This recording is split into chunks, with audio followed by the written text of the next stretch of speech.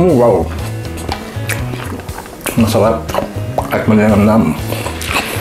Gusto mong malaman kung anong luto ngayon? Tara! Let's do this! At ayun po, narito po ang ating mga ingredients. So ito na po, prepare na po lahat sila. So, ayan. So ano pa hinihintay natin? Tara!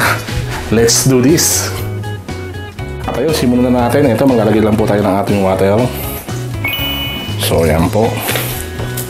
And then, lagay tayo ng chili flakes.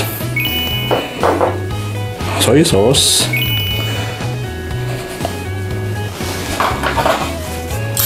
Simutin po natin.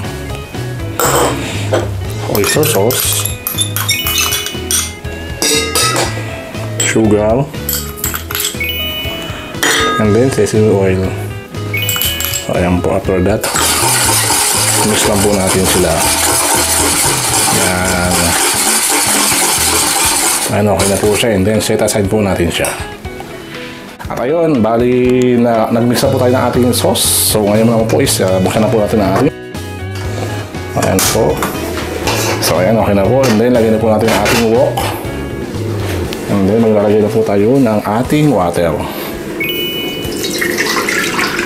So, ayan, boil lang po natin ang ating water. At ayun po, okay na po. Kumukulo na po ang ating water. So, lagay na po natin ang ating egg noodles. So, ayan. And then, boil lang po natin siya ng mga 2 to 3 minutes. Hanggang sa lumambot ang ating egg noodles. So, ayan. At ayan po, after 3 minutes na pag-boil sa ating noodles, so, kunin na po natin siya. So, ayan. And then, transfer po natin siya sa isang lagayan na may tubig na malamig. So, ayan po. So, ayan. Okay na po. And then, turn na po natin ang ating stove. And then, bali, linisin po natin ang ating wok. And then, ito po, i-drain po natin siya. At ayan po, okay na po. Na-drain na po natin yung ating water ng noodles. And then, nalinis na po natin ang ating wok. So, ngayon naman po is, lagay po natin ang ating wok sa ating stove ulit. At then, maglalagay po tayo ng mantika. So, ayan. Painitin lang po natin ang ating mantika. At ayan, may ito po ang ating mantika. So, lagay po natin ang ating sibuyas. Ayan. Ayan, so tayo po natin ang ating sibuyas ng mga 1 minute. So, ayan. Ayan, after 1 minute ng pag-ating gisa sa ating sibuyas is, lagyan na po natin ang ating garlic. So, ayan. Ayan, so tayo po natin ang ating garlic hanggang sa lubas ang kanyang aroma. So, ayan. Combine na po natin silang dalawa. Yun, ang bango na po. Nice. So, ayan, okay na po. And then, sunod po natin yung ating carrots. Ayan. And then, yung ating shiitake mushroom. Ayan. Ayan. Stir lang po natin sila ng 2 to 3 minutes.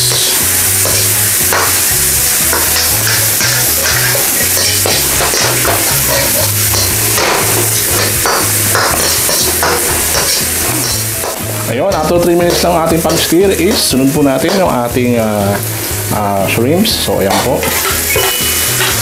Ayan. And then, stir lang po natin siya ng mga 1 minute. Ayan.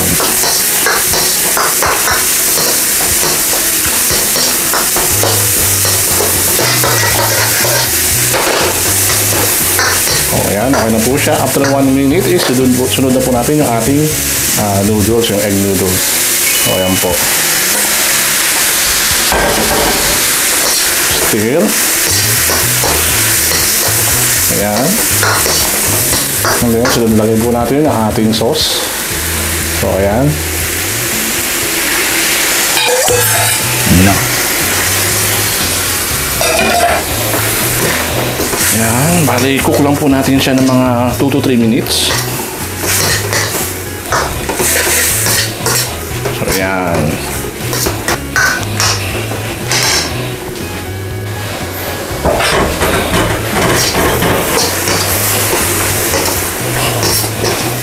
At ayun po, after 3 minutes na ating pagluto, so okay na po siya. So ngayon lang po, lagyan na po natin ang ating black pepper. So ayan. Ayan, Ayan, stir, and then sunod po natin yung ating spring onion. Ayan, stir lang po natin.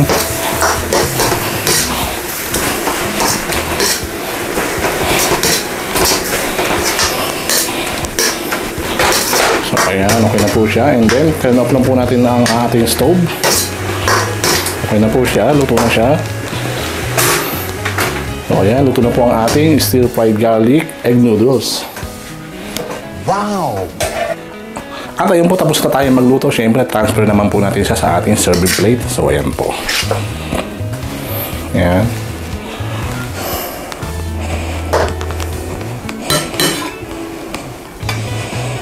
Ayan.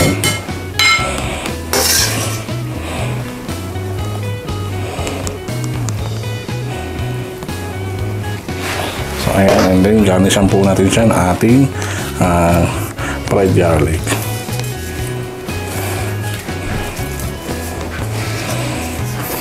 So, ayan. Okay na po. Luto na po ang ating stir-fried garlic egg noodles. Wow! At ayun po, hanggang dito na lang po ang aking cooking show. Siyempre, ang masasabi ko lang is sipag at tiyaga lang kailangan sa buhay para makamit ang pangarap. Kaya hanggang susunod po muli. Maraming salamat. Bye-bye!